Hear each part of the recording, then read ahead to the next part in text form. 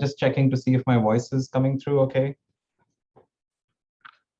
I'll take that as a yes. Okay. So I want to thank Duncan for this initiative of organizing the seminar series. I've actually looked forward to Mondays this fall because of him. We'll definitely keep this initiative alive in years to come through UNIFI. So today what I'm going to do is I'll tell you a little bit about a couple of projects that we have worked on in the domain of power system modeling for grid forming inverters over the past year or so, and what we learned along the way, and different problems that came alongside what we were initially investigating. That will end up being the more interesting part of this. Right. So a quick shout out to the wonderful students and research engineers that actually did all this work, and the papers where the details on the topics we cover are housed. So results that I'm going to share with you today are due entirely to the hard work and creativity of Olaolu Ajala at Illinois, Nathan Bakeland at KU Leuven, and Venkat and Manish, who are photos down here at the University of Minnesota. The common thread here is how happy they are to work with me. Papers flashed on the right are where these results are present, as I said, and they're in various stages of being rejected. But jokes apart, a few of them are published, a few are yet to appear. If you want to the preprints of things that you cannot find online, please send me an email and I'll pass them along. We'll also use this avenue for the Zoom sermons and the Zoom seminars to see how poorly my jokes land through the rest of this talk. All right, so what is this talk about?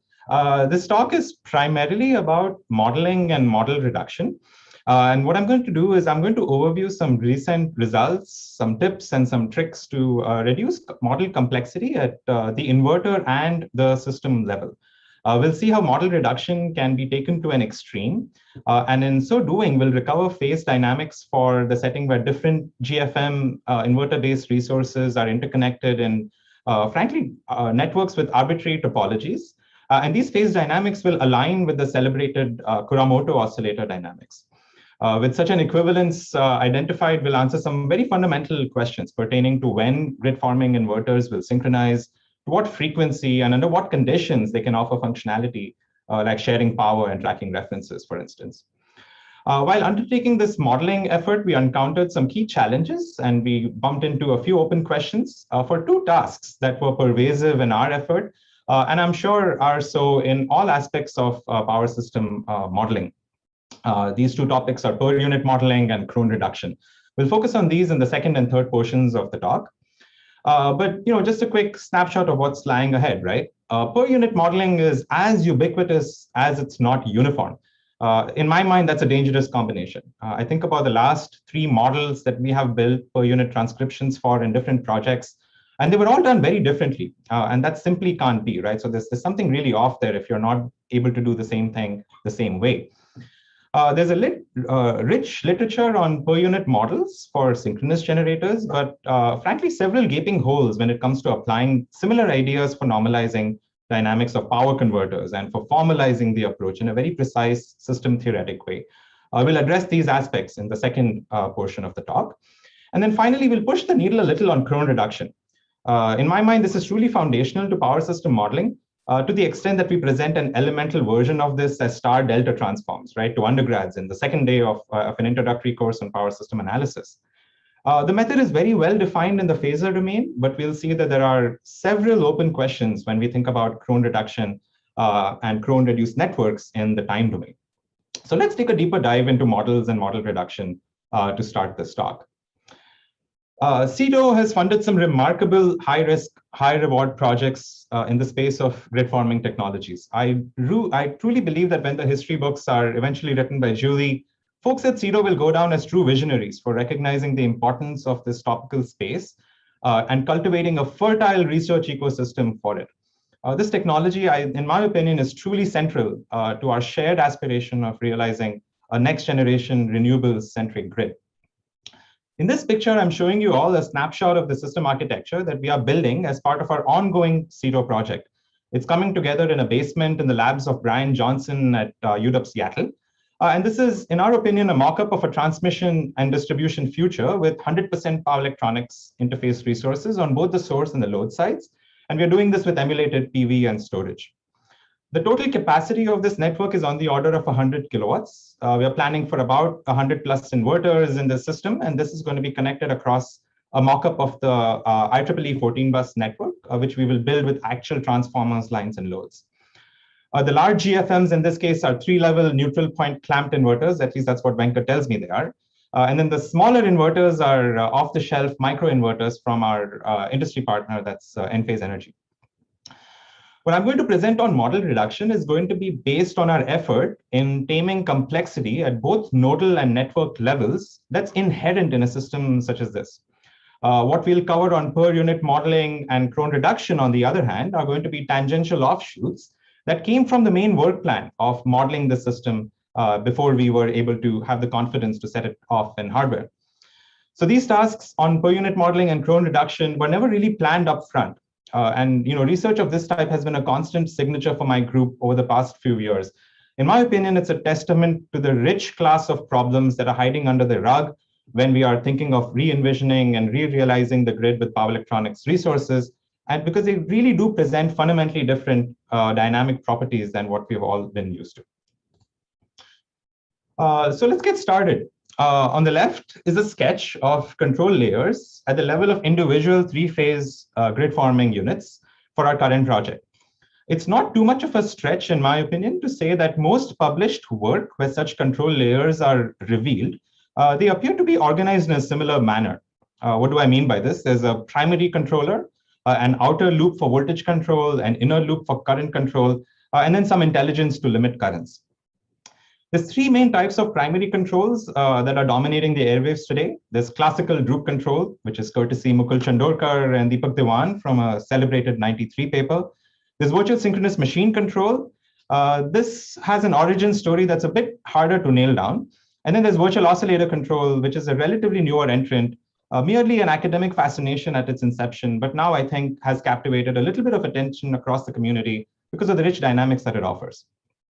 So this inner and outer loop control architecture is quite standard for voltage source converters in general. And it's discussed with really exceptional clarity by Reza Iravani and Amir Nasser Yazdani in a green hardcover textbook on voltage source converters that is, I hope, surely on all of your shelves. I know Amir pops into these seminars every once in a while, and if he's listening, a sincere request to him to introduce grid forming models in a future revision.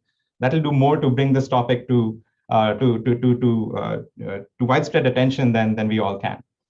But getting back to it, it turns out that while these three primary controllers exhibit very different dynamic properties and dynamic performance, they can all be engineered to offer quite similar steady state performance. In fact, one can tease out a rotation angle, which I'll call psi, in all of these three types, which if you tune correctly, you can endow them with steady state droop characteristics, which either trade off power versus frequency and reactive power versus voltage, or the other way around. Simulation results on the right are merely illustrative of this. The surfaces that are shaded in purple correspond to droop and VSM, and the surfaces shaded in orange correspond to dispatchable VOC. We illustrate how different choices of psi can result in different trade-offs in steady state. And remarkably, the surfaces overlap for the different primary controls, or at least they can be engineered to do so. This is quite intriguing, since on the face of it, these primary controllers really exhibit very different dynamic performance. But clearly, there is a common kernel at the core that is universal, and that is what we will tease out as we go ahead. So for power system modeling folks, the first impulse, right, when you look at complex subsystems such as this with many different control layers, is to really tame the dynamical complexity that's inherent. And you do this by reducing the model order. You can throw a variety of tools to this task, and this spans the entire spectrum going from purely analytical to numerical. And in our effort, and really I should preface this to say that by our effort, I mean Olaolu's effort, timescales of these different loops were compartmentalized via participation factor analysis. And then through singular perturbation analysis, the model order was reduced to obtain the simpler model that's shown on the right over here. I want to point out that this reduced order model preserves structure to the extent possible. And what do I mean by this? I mean that something that looks like an inductor on the left is going to look like an inductor on the right and not like a capacitor. Okay, so it's going to maintain that structure. In slides to come, I'm going to use the shorthands that are shown at the bottom here for illustrating the full order and the reduced order inverter models. So the fewer the layers in these icons, the lower the model order. And then the color is going to distinguish the type of primary control. Blue is going to illustrate troop, red is going to show VSM, and green is going to show VOC. In this entire modeling task, the baseline effort that we had to endure in obtaining a per unit transcription was significant. This required admittedly very scrupulous bookkeeping of dimensions and units to tease out base values. This is, or it should be anyway, a huge red flag, right? It cannot involve that much effort, and it has to be repeated every time a new model is built up. And this was frustrating enough to us to the point that it informed a whole line of research. We'll dig a lot deeper into this foundational activity, and we'll propose a system-theoretic solution for this in the slides to come. So getting back to model reduction, here's another neat result that we stumbled along the way. We know how to get reduced order models for individual grid forming inverters, but what if you had multiple grid forming inverters connected in parallel at a single bus? So it turns out that with appropriate parameterization, you can still get a reduced order structure preserving dynamic aggregate in such settings under some basic homogeneity assumptions with regard to parameters. So we won't dig a lot more into this topic except to acknowledge that dynamic aggregation is feasible and it is possible without losing information under some homogeneous conditions. So having outlined how to obtain reduced order models at the inverter and the bus levels, we'll now move on to the next obvious step, right? We'll put it all together. We considered an EMT model for networks of grid forming inverters, and the transmission lines are modeled as series RL circuits. And here's where things start to get interesting from the network point of view. It turns out that the well-known Kron reduction method that we frankly apply with generous abandon, right, in the phasor domain, can also be applied in the time domain. And this can be done for lines with any impedance angle, with the caveat that they have to have the same R over L ratio. So a quick point about notation on that front. In what follows, I'm going to denote the impedance angle of the R over L transmission lines by the Greek letter Rp. So as a preview of what's to come in the third part of this talk, the requirement of identical R over L ratios was exactly the red flag that drove us to dig a little bit deeper. In general, I'm always intrigued by how and why methods we take for granted in the phasor domain do or do not go through or translate well in the time domain. And so this whole business of requiring identical RL ratios to get these Kron-reduced network models is just one such instance where we run into this issue. But for now, let's go back to model reduction for the entire network. I'll present these ideas in the context of the 14-bus network that's sketched on the left. Remember, we applied singular perturbation and dynamic aggregation at the node or the bus level, and we'll also throw time domain Kron reduction at it. And what you get then is a reduced order model from both nodal and network points of view that you can simulate with ease. And this is the one that's shown on the right. The table shows you the reduction in number of dynamic states and the corresponding reduction in computation time. And I believe this was for a representative run of 15 seconds that involved several large signal impacts. So once you start reducing the model order, right, you really can't stop. It's really hard to stop. You want to see what's at the core of it all. So a natural question to ask then is to wonder what happens in the extreme. It turns out that what you get is actually quite interesting. If you apply time domain Kron reduction, you disregard dynamics for a few more time scales than the ones that we stopped at earlier. And you assume that the GFM resources are all tuned so that their rotation angles that are in their primary controllers exactly match the impedance angles of the interconnecting transmission lines. Then what you get is a reduced order model for the phase dynamics shown in this equation tagged GFM. This is all that's left.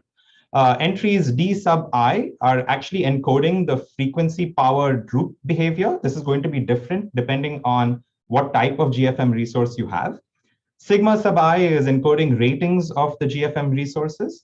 And YR sub IJ is encoding terms that arise from the Kron reduced admittance matrix. What's coming along with this? What we have along with this is an equation tagged KUR. And this is the celebrated Kuramoto phase dynamics for coupled oscillators. This model has been studied by numerous researchers across diverse disciplines, spanning mathematics, physics, neuroscience, engineering, among others, for well over 5 decades.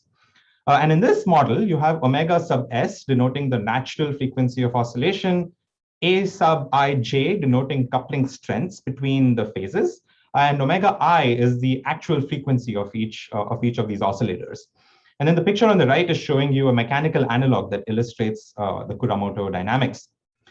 So it's quite clear that the reduced order GFM dynamics and the Kuramoto dynamics have the same structure. So if you focus on the parametric equivalences that we identify in the last equation, you'll see why this is. Whatever you can say about the Kuramoto model with parameters that are highlighted in orange, you can now infer about the grid-forming interconnected model with the parameters highlighted in red. And it turns out that a lot has been said about Kuramoto models in the literature. All we have to do is to contextualize those results and apply them to learn a little bit more about interconnected GFM dynamics. So what can we learn about the dynamics of interconnected GFM IBRs of very many different types?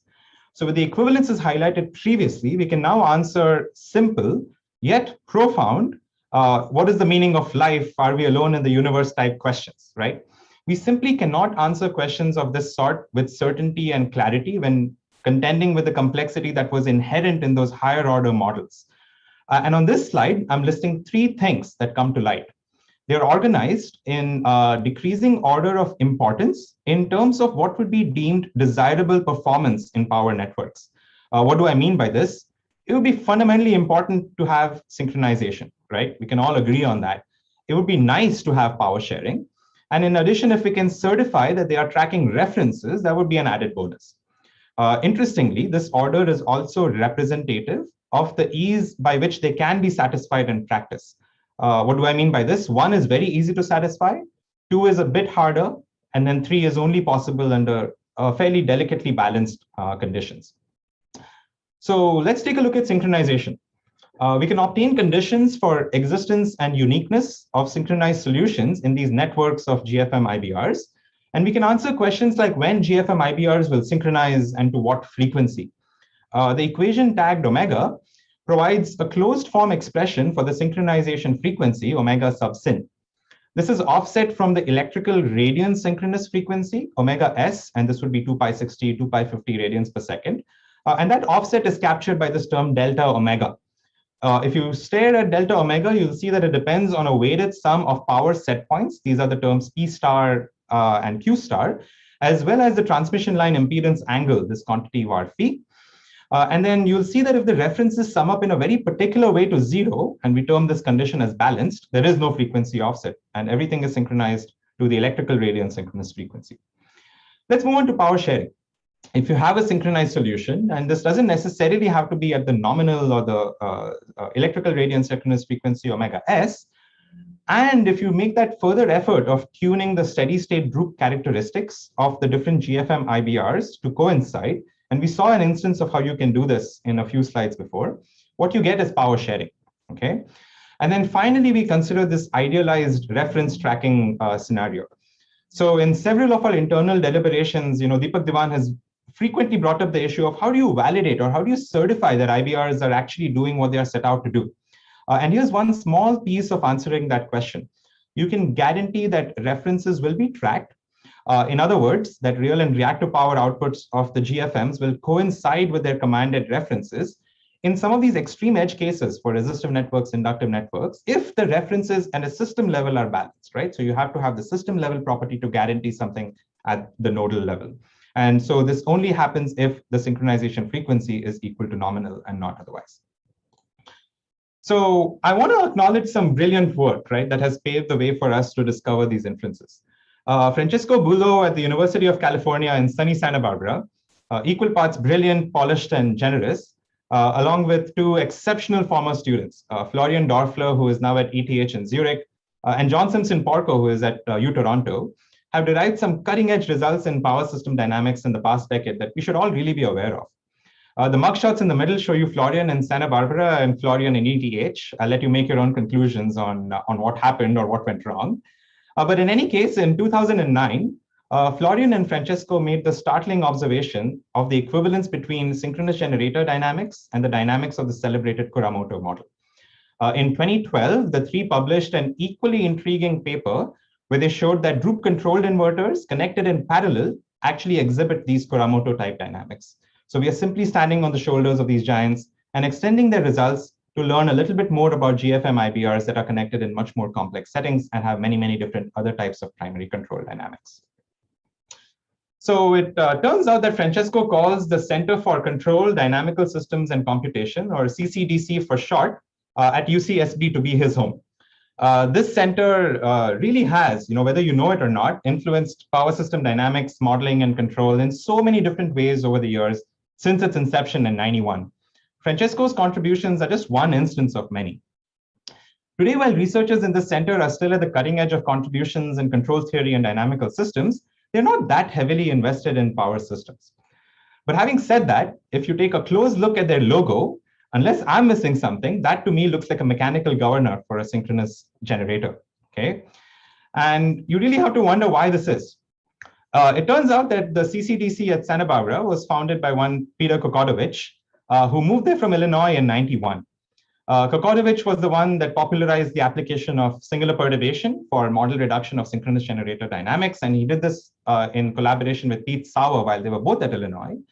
And when Kokotovich eventually moved to CCDC and established the center, that probably had something to do with the governor sneaking into the logo. It's never quite left. The other interesting thing is the other day, Alejandro sent me a picture of a copy of Nathan Cohn's book that's super hard to get a hold of. And on the inside, there is a note from Nathan Cohn to Kokotovich dating back to the Allerton Conference in 1971. This is an annual conference that's held by the University of Illinois in a remarkably hard to get to retreat center in Monticello, Illinois. It's heartening to imagine a meeting between Cohn and Kokotovich, titans in industry and academia. What's more mind-boggling to me, at least, is the fact that Nathan Cohn gave a copy of his book to Kokotovich, right? So that's coming from industry to academia and not the other way around. Very fascinating. So a quick check on where we are at and where we're headed. So we've looked at methods to reduce model complexity at nodal and network levels for grid-forming inverter-based resources. And in the extreme, we recovered this Kuramoto-type dynamics that helped us answer some very fundamental questions. Along the way, I indicated that there were two stumbling blocks. One was on per-unit modeling, and the other one was on Kron reduction in this very specific case where the R/L ratios of transmission lines are not all the same. And we'll take a deeper dive into both of these. We'll start with per-unit models. So the convention in per unit modeling is to use this very familiar formula that's at the very top of this slide. And we use this to evaluate per unit quantities. We define a set of base values for certain primary value quantities, such as power, voltage, and frequency. And then we define base values for some auxiliary quantities that we need in order to evaluate per unit numbers. And then we finally take our parameters and then we normalize them to get per unit quantities. So this algorithmic stepwise procedure, 1, 2, and 3, it's done with varying levels of effort, but it's done uniformly for physical and control layers, for parameters and state variables, and for both dynamic and steady state models. So what is the problem? The problem arises when you start looking a little bit into power converters and you try to apply this stepwise algorithmic procedure to that context. So let's take an example of a grid following inverter model to illustrate this challenge. Okay. So this model that I'm showing you on the right includes a first order L filter. It's a simple PI-based current controller. And then there's also a synchronous reference frame phase lock loop, or an SRF PLL for short, which synchronizes it with the grid. It's quite easy to apply this algorithmic procedure on the left to normalize parameters in the power stage. However, the minute you get into the control layer, things get very challenging. The parameters here are controller gains, and the units for such gains are very far from standard. For instance, if you look at the Ki gain in the current controller, it has units of farad inverse. The Ki gain of the PLL has units of radians per Weber per second. How do you even systematically tease out base values for such control gains? Where are these base values going to come from? Are they going to come from the base values that we use, without thinking about it twice in the power stage? Probably not. It's also not very clear how this whole procedure can be done as you increase the number of control loops with the parameters increasing and more exotic units creeping in terms of bookkeeping. So that's not the only problem with this conventional procedure, right? Several other questions and ambiguities come up as well. For instance, What system theoretic properties of the SI model will the per unit model acquire? For instance, will the eigenvalues remain the same or will they be different? Are per unit models unique? On and on we can go about posing such types of questions. And my contention is that the conventional algorithmic procedure that we all take for granted cannot answer such system theoretic questions because it is at the heart of it model specific. So as a result of this direct consequence, right? So elementary properties of per unit models as they relate to those originating SI models have been very difficult to tease out. And it's not just us that we ran into this, when we were dealing with this in the context of power converters. This problem with the conventional procedure has actually been recognized through the ages. If you do a literature review on per unit in IEEE Explore, just those two keywords, nothing else, and I like to do this for any topic that I'm working on, you'll discover that the first material on the topic is really a brilliantly written paper in 1937 by one Irwin Travis. And in it, he says, and I'll quote him, "It's not at all obvious that the per unit quantities will satisfy the same equations as the ones that they were derived from. In fact, they won't unless the bases are chosen in a particular manner." Similarly, Professor Kundur, in his famous textbook on power system stability and control, says, he tells you about the virtues of per unit modeling. He says, it can minimize computational effort, simplify evaluation, and so on and so forth. But then he says, some base quantities may be chosen independently and quite arbitrarily, while others follow automatically. So this very clearly betrays a sense of confusion about the process in general, right? So is it particular or is it arbitrary? Which base quantity should follow automatically, right? So on and on we can go about this as well. We'll also take a step back and look at the bigger picture from a network simulation point of view. With due apologies to the power system, the positive sequence modeling crowd, I'm going to consider the ground truth as that established by a lumped parameter ODE model. Okay, and all variables and parameters in this model are going to be represented in SI units. That's my ground truth. Okay, DAE and phasor models that are frequently used are indeed approximations. They invoke frequency-dependent per unit network parameters like reactances. And without questioning the validity of these approximations and what the approximation errors are or could be, it really should bother us that there is a gap between these two classes of models, and it's not addressed in a very rigorous way in the literature.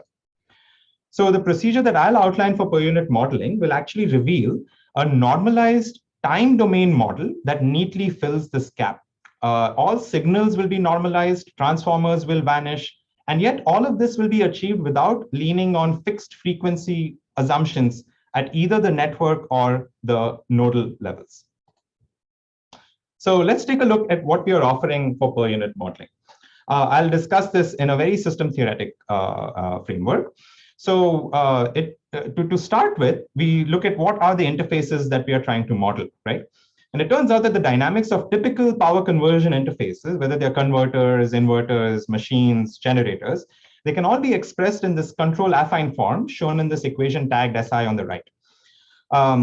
This model is written with all variables and parameters expressed in SI units. Okay, nonlinearities in these models typically stem from aspects like trigonometric terms that capture spatial effects or reference frame transformations. But a common theme is that most of these models are linear in terms of how control signals feed in. Bottom line, this control affine model is a great starting point, and it provides a broad umbrella to model a variety of energy conversion interfaces that we would typically deal with.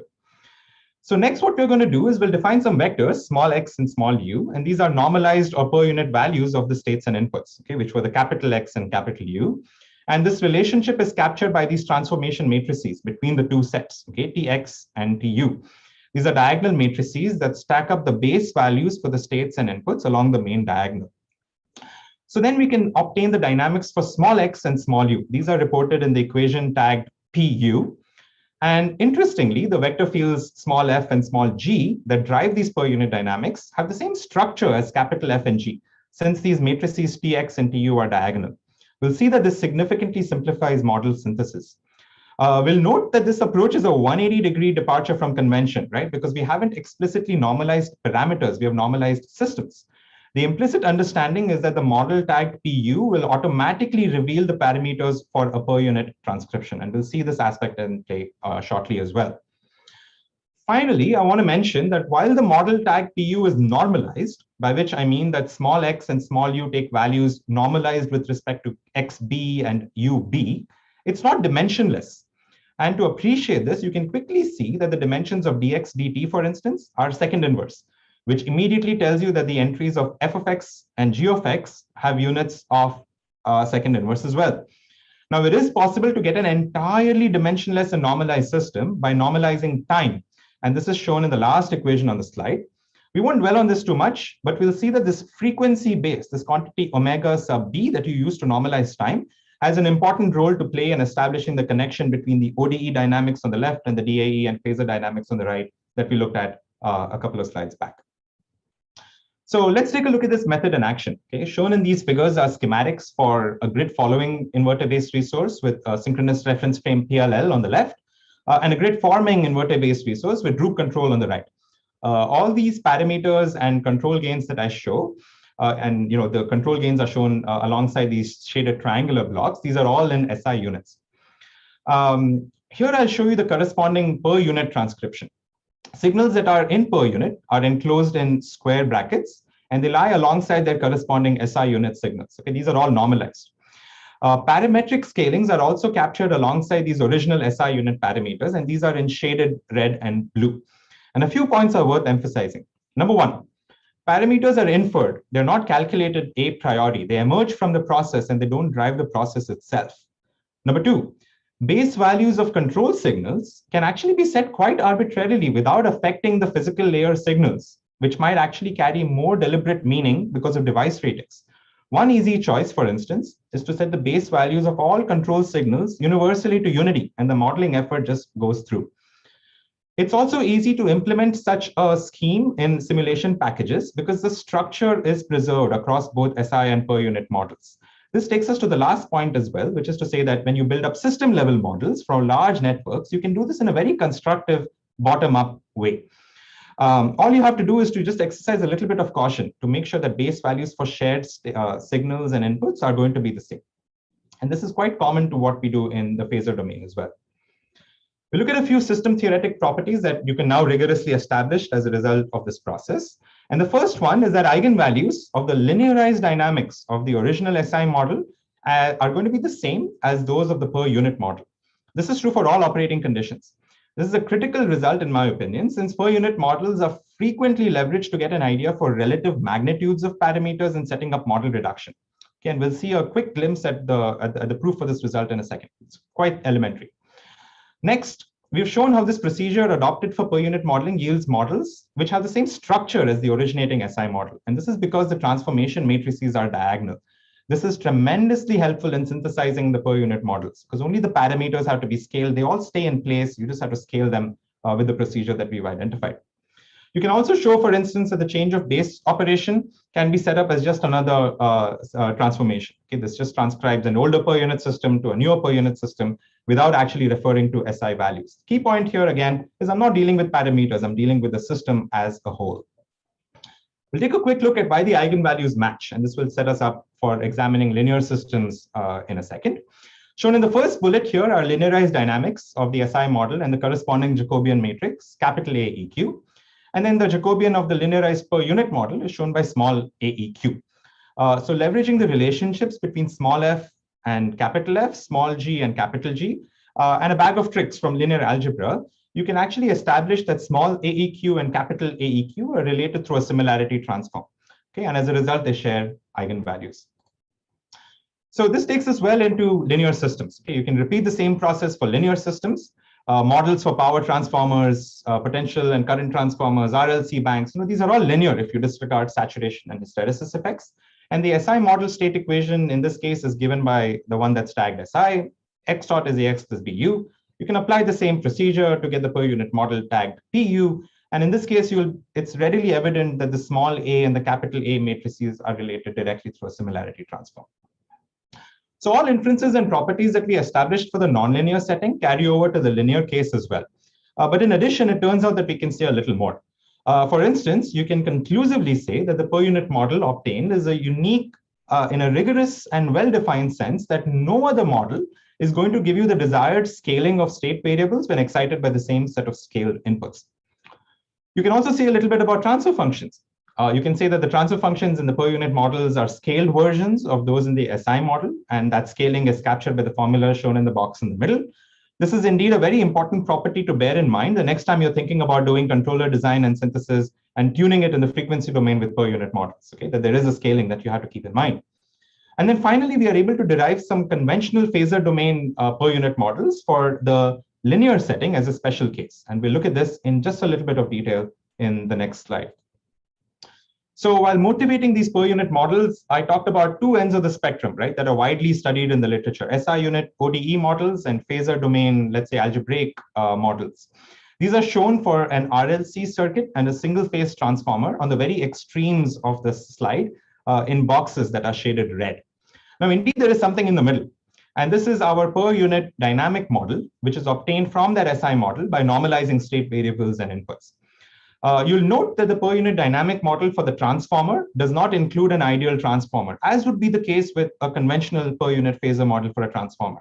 The process of deriving this per unit model with the choice of voltage and current base values indeed renders that ideal transformer to be transparent, even in this particular setting in the time domain. Interestingly, the parameters in these per unit models in the middle may not all be dimensionless, but we have hinted at this as well. For instance, if you look at this RLC circuit, small l and small c, they actually have units of seconds, okay? They actually have units of seconds. But in any case, we can now rigorously go from the SI model on the left to the algebraic phasor model on the right.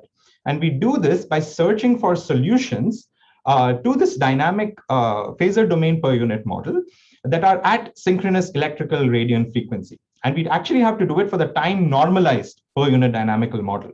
So there is that additional step of setting up a base frequency, and this has to match the synchronous electrical radian frequency at which you're defining the phasors.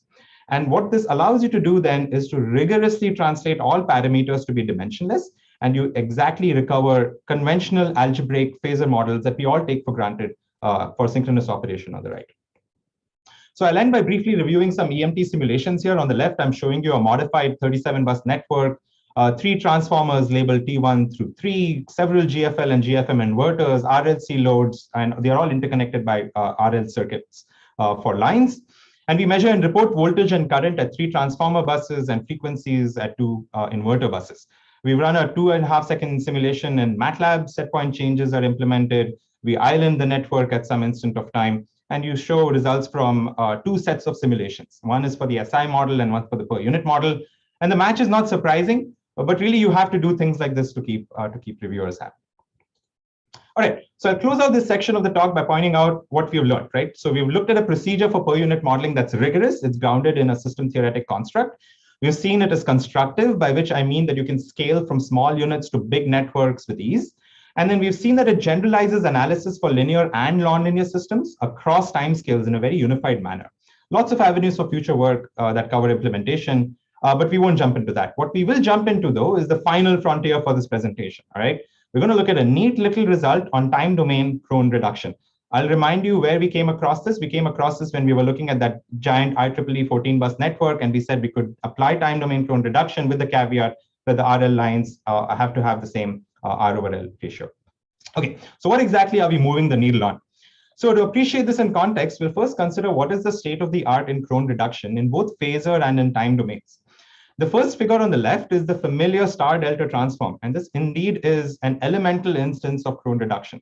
The equivalence here is defined based on satisfying Ohm's laws and KCL and KVL on nodal sinusoidal voltages and currents that are represented as phasors.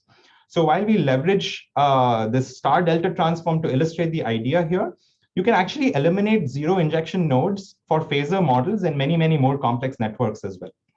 So what happens if you now think about time domain Kron reduction? What happens if you allow these nodal voltages and currents to be non-sinusoidal, to be arbitrary signals in the time domain? So it turns out that the reduced model, which is now shown in the right, is still going to give you the capacity to go from, let's say, Y networks to delta networks, right? Eliminate these nodes. It's still going to preserve the equivalence, but it will only do this for purely resistive, inductive, and homogeneous circuits. And by homogeneous circuits, I mean ones where you have a constant R over L ratio. The question that we are trying to answer is what happens if the R over L ratios are not all identical? We'll show that for this general case, you can actually obtain a reduced order model, and the structure that it takes is a set of independent RL circuits, and these are going to be actuated by a linear combination of nodal voltages that remain. And we'll see how this shakes out. But before we do that, I want to keep up the theme of paying homage to the people that got us here. Okay, so here's Gabriel Kron, the Kron in Kron reduction. By all accounts, he was a brilliant mathematician and electrical engineer. Born in Hungary in tough times, he spent most of his career in General Electric in the US. Kron was definitely sure of himself, signing off as Gabby or Gabe, I can't quite figure it out, in a textbook in 1942 that eventually found its way to me via Bruce Wallenberg. Kron says in no uncertain terms that he's providing a preview of engineering of the coming centuries. I guess he was right. Here we are talking about Kron reduction in 2021.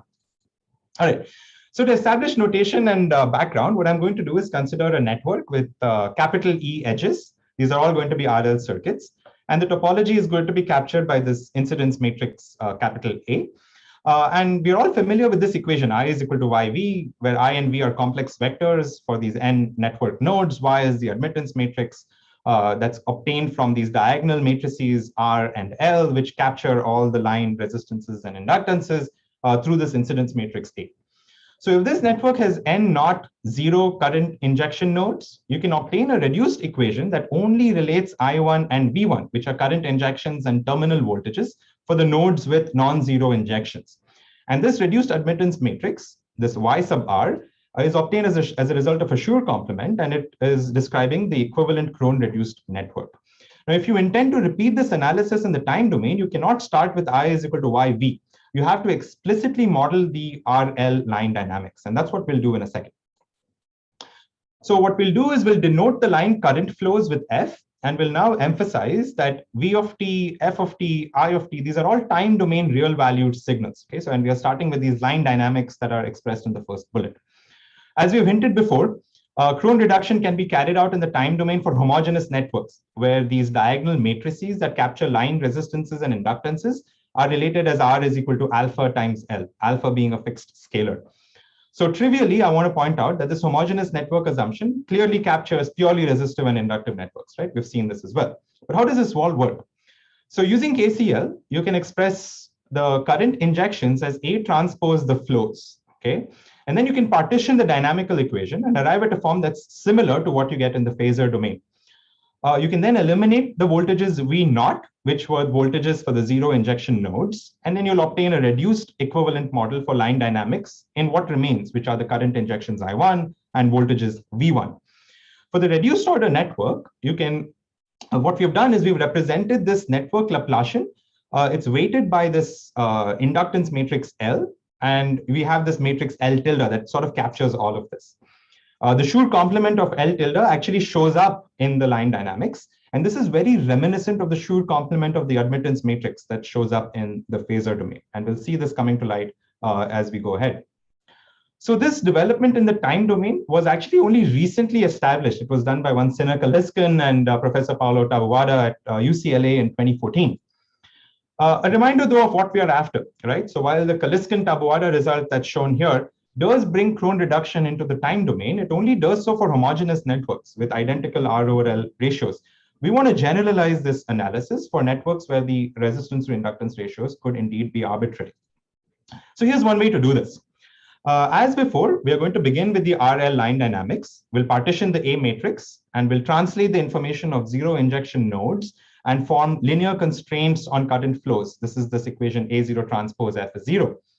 What we get is basically a DAE system with E differential equations and N naught algebraic constraints, N naught being the number of zero injection nodes. So it's clear that you only have E minus N naught independent flows, and that's what we're after. We can extract these independent flows, and the way we'll extract them is we'll project these flows F from the original circuit, from the original network, onto the range space of a matrix P. And F hat in this case will denote a set of pseudo flows that are indeed independent. So while this matrix P is not unique, you can actually infer several properties about it.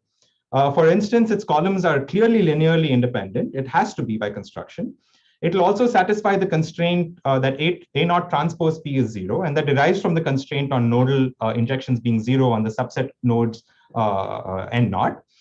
And then introducing P allows you to then write the line dynamics for these E minus N naught linearly independent ODEs, and it takes the form that's shown at the very bottom of the screen. So what could be a good choice for P? It turns out that, for instance, you can use a generalized eigenvalue decomposition to choose P in such a manner that the reduced model has diagonal L hat and R hat matrices. And so this choice gives us a decoupled RL circuit interpretation.